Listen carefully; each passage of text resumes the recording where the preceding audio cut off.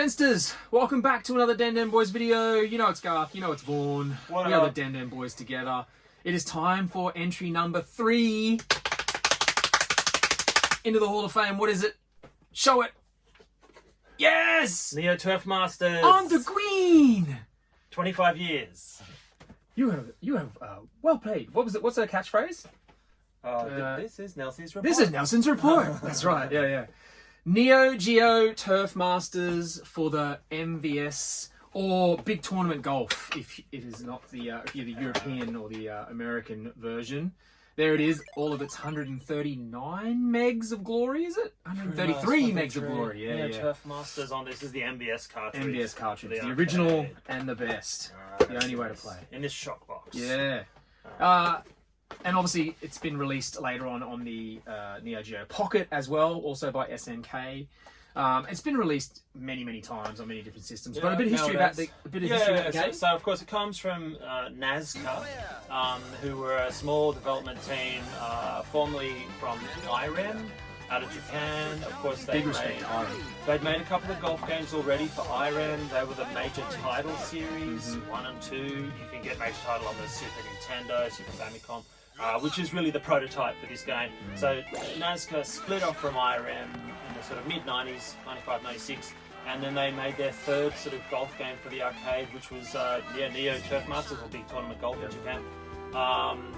There were only 2 games with the Nazca sort of logo at the start. This game and Metal Slug, and then they sort of just were absorbed into SNK as their in-house Metal Slug guys. Yeah, and they just went on to make so many Metal Slug games. Obviously because it was making tons of money, and that was what everyone wanted to play.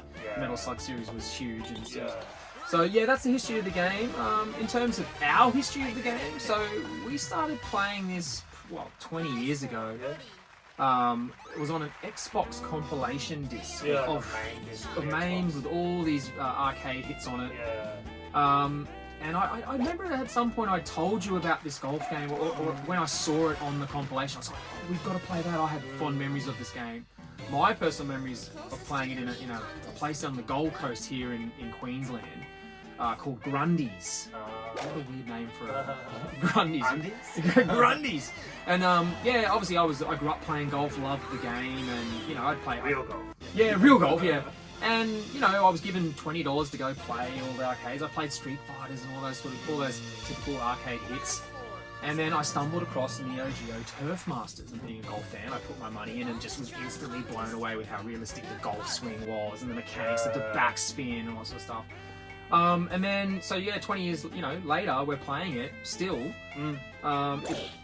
It became our warm-up game for every single session. It was funny because we'd start playing it as a warm-up, and then 24 3 hours later, 3 hours later, we're we'd still be playing it at sort of 4 a.m. and oh gee, I think the warm-up is done now. Good warm-up, yeah. Drive down. It was almost like every single time. 3 hours down from Brisbane, down here to the games room. A little warm-up game with you.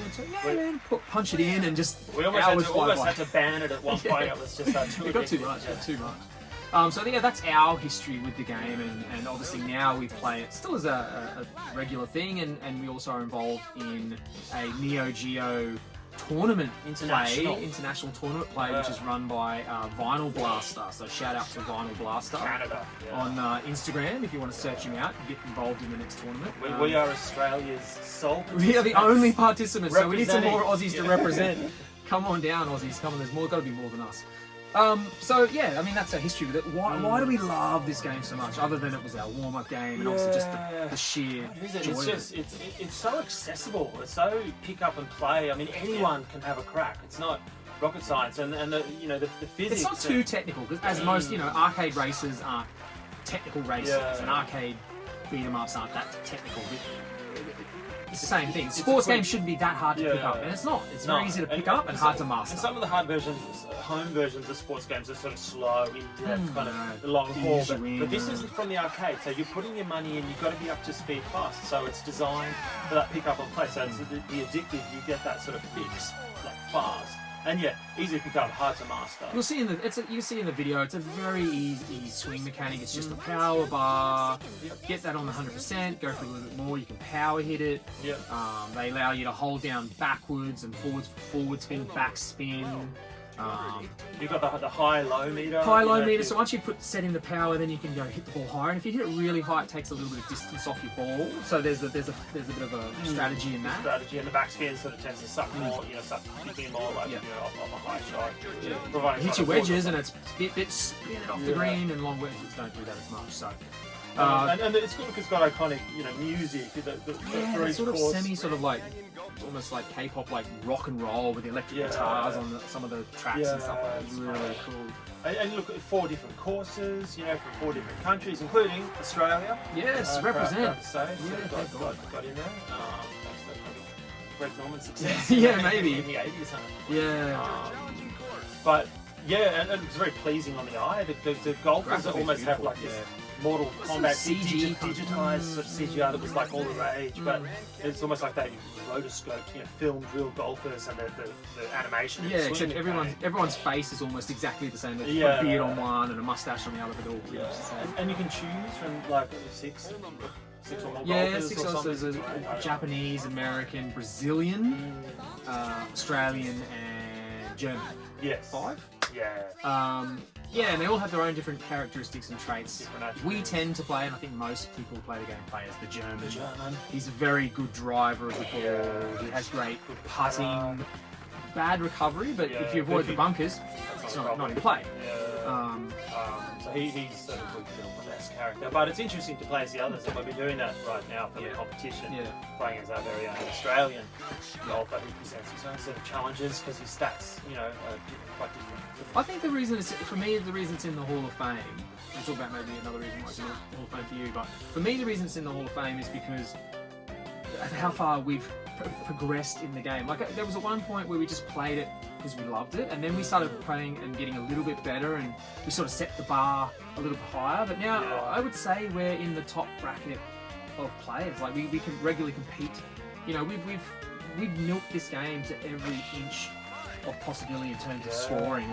There are things that we've achieved that we didn't think were possible, but they've become possible. Yeah, we look back now and we're just like, how do we ever think that 10 under was a good score? So for me, that's part of the journey of like coming from a novice player to becoming like a really good player at this game. That is part of the reason why I hold it so highly.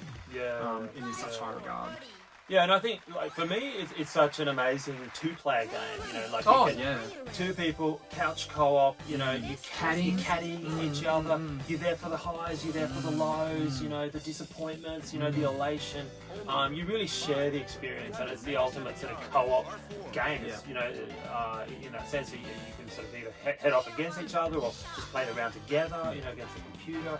But That's true. Yeah, it's just been so many years, and I said it last night. Like it's almost transcends what is a game. It becomes a sort of way of life. It sounds like a cliche, but like it's not like sitting down to play a game. It's kind of like let's sit down and get serious. Kind of and just stoke.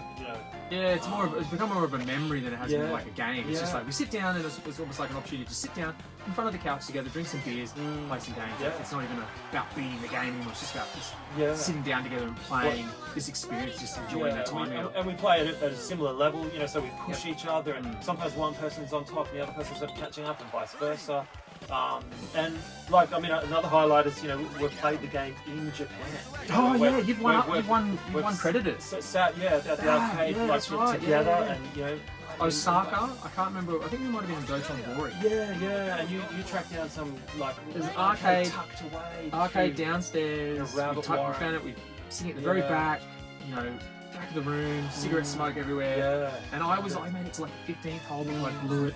You won credited the golf game. It was mine on that occasion, but the funny thing was, I remember I think I shot a 1500 or something like that. It was probably the German guy. It was Japan. But we got there, got the cup, up roll where you put your name in, and like all these Jap players shot 20, 22, and my 1500 didn't get on the scoreboard, so that was humbling at the time. But playing it in another country, its country of origin.